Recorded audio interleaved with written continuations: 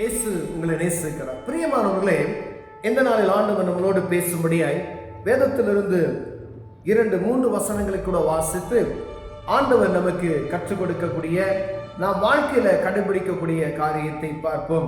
அது எசேக்கியேல் தீர்க்கதரிசியின் புஸ்தகம் 9வது அதிகாரம் 4, 5, 6 வசனங்கள் இப்படியாக சொல்லுகிறது.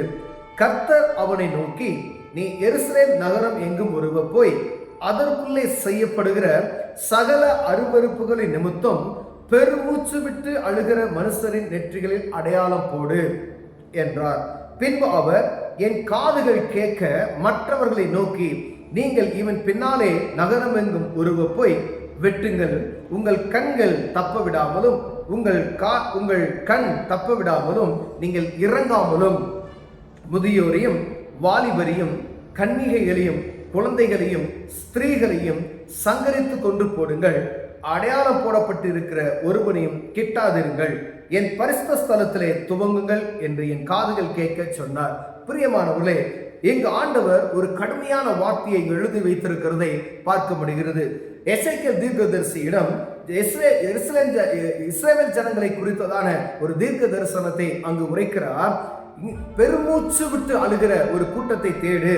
எங்க நீ கர்த்தர் அவனை நோக்கி, எருசலேம் நகரம் எங்கும் உருவ போய் அதற்குள்ளே செய்யப்படுகிற எல்லா அருவருப்புகளின் நிமித்தம் பெருமூச்சு விட்டு அழுகிற, தேசத்துக்குள்ள காணப்படுகிற அருவருப்புகளின் நிமித்தம் பெருமூச்சு விட்டு அழுகிற ஒரு ஜனத்தை கூட்டத்தை நீ தேடி அவர்களுடைய நெற்றியில ஒரு அடையாளத்தை போடு என்று சொல்லுகிறார். பிரியமானவர்களே, அப்ப பாருங்க, ஆண்டவருடைய பார்வை எப்படி இருக்கிறது என்றால், தேசத்துக்குள்ள எந்த ஒரு தேசமா இருந்தாலும் சரி, எந்த ஒரு நாடா இருந்தாலும் சரி, எந்த ஒரு மாநிலமா இருந்தாலும் சரி, எந்த ஒரு மாவட்டமா இருந்தாலும் சரி, எந்த ஒரு ஊராக இருந்தாலும் சரி, தெருவாக இருந்தாலும் சரி, எந்த பகுதியா இருந்தாலும் சரி, குடும்பமாக இருந்தாலும் சரி, அதற்குள்ள காணப்படுகிற அருவருப்புகளின் நிமித்தம் பெருமூச்சு விட்டு அழுகிற மனிதனை ஆண்டவர் தேடிக்கொண்டு இருக்கிறார். அப்படி தூதர்கிட்ட சொல்றாரு, நீ பெருமூச்சு விட்டு அழுகிற மனிதர்களை தேடி உருவ போய் அவர்கள் நெற்றியில என்ன செய்ய, அடையாளத்தை போடு அப்படின்னு சொல்லிட்டு கீழே அவர்களுக்கு பின்பாக ஒரு தூதனையும் கூட அனுப்புகிறதை பார்க்கப்படுகிறோம். பின்பு அவர் காதுகள் கேட்க மற்றவர்களை நோக்கி, நீ இவன்கள் பின்னாலே நகரம் எங்கும் உருவ போய் வெட்டுங்கள், ஜனங்களை யாரையும் தப்ப விடாதீங்க. கீழே சொல்லப்பட்டு இருக்கிற பாருங்க, முதியோரையும் குழந்தைகளையும் ஸ்திரீகளையும் சங்கரித்து கொண்டு போடுங்கள். அப்ப குழந்தைகளையும் போட்டிருக்கு, முதியோரையும் போட்டிருக்கு, ஸ்திரீகளையும் போட்டிருக்கு.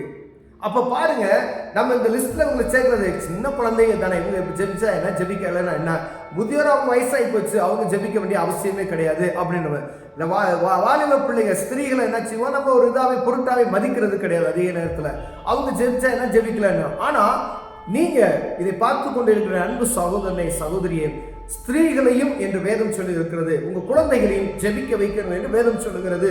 உங்க வயசான பெற்றோர்கள் இருந்தால் அவங்களையும் ஜெபிக்க வைக்கணும்னு சொல்லப்படுகிறது. ஏன் ஜெபிக்க வைக்கணும் அப்படின்னா, நீங்க ஒரு பிரேயர் எழுதணும் வீட்டில், உங்க தெருக்குள்ள காணப்படுகிற அருவருப்புகள், ஆண்டவருக்கு விருப்பமில்லாத அந்த காரியத்தை ஒரு பேப்பர்ல எழுதி தினமும் வீட்டில இருந்து ஜெபம் செய்யுங்க, தெருவுக்குள்ள ஜெபம் செய்யுங்க, சபையில ஜெபம் செய்யுங்க, தேசத்துல ஜெபம் செய்யுங்க. ஆண்டவர் சொல்றார், எருசலேம் நகரம் எங்கும் உருவ போய் அங்கு சுற்றி திரிந்து பெருமூச்சு விட்டு அழுகிற அப்படின்னு சொல்றாரு. அப்ப எப்படி அது ஜெபிக்கணுமா, ஏதோ ஒரு சாதாரண ஜெபம், சும்மா ஒரு 5 minutes ஜெபிக்கிற ஜெபம் அப்படி இல்ல. இருதயத்துல பெருமூச்சு விட்டு, இந்த பாவத்திற்கு ஆண்டவரே, என் தேசம் கெட்டு போகிறதே, என் தேசம் இப்படி பாழாய் போகிறதே என்ற ஒரு அழுகுரல் உள்ள, ஒரு பெருமூச்சோடு, ஒரு வேதனையோடு, ஒரு கர்ப்ப வேதனையோடு ஜெபிக்கிற ஒரு ஜெப கூட்டத்தை ஆண்டவர் என்ன செய்கிறார், எதிர்பார்த்து கொண்டிருக்கிறார். பிரியமானவர்களே, அப்படிப்பட்டவருடைய நெற்றியிலே அடையாளத்தை போடு என்று சொல்லுகிறார். அப்ப இந்த லிஸ்ட்ல நாம இருக்கிறோமா என்று முதலில் பார்க்கும்படியாய் ஆண்டவர் விரும்புகிறார். பிரியமானவர்களே, அதுக்கு கீழப்பட்ட காரியங்கள் நமக்கு தெரியும். ஒருவேளை இப்படி அடையாளம் போடப்படாதவர்கள் எல்லாம் என்ன செய்ய சொல்ல, அவங்களாம் கொண்டு போடுறாங்க, தேவையில்லை அப்படின்னு சொல்லி ஆண்டவர் சொல்கிறார். அப்ப நான் கிறிஸ்தவனா இருப்பது நிமித்தமாய், ஆவிக்குரிய மனுஷனா இருப்பது நிமித்தம் ஒரு பிரயோஜனமும் இல்லை. ஆண்டவர் சொல்லுகிறார், நீ ஆண்டவரை அறிந்து கொண்டதுக்கு ஒரு நோக்கம் உண்டு, நீ கிறிஸ்தவன் ஆக்கப்பட்டதற்கு ஒரு நோக்கம் உண்டு. ஏன் அப்படி சொன்னா, நீ வாழ்ந்து சுயித்திருக்கும்படியா அல்ல, ஒரு ஜனமும் கெட்டு போகாதபடி நித்திய ஜீவனை பெற்றுக் கொள்ளும்படியாய் எல்லா ஜனங்களும் ரட்சிக்கப்படுவதற்கு அவர்களுக்காக ஜெபம் செய்ய.